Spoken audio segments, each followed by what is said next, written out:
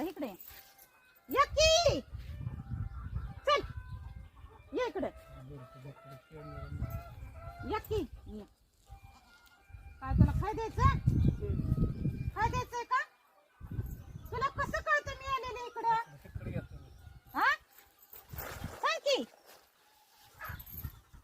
तुला कसं कळतं रे मी आले पळतच येतोय असा दर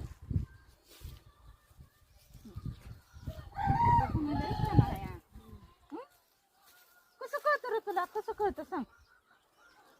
होय रे तुला कसं कळतं मी आलेली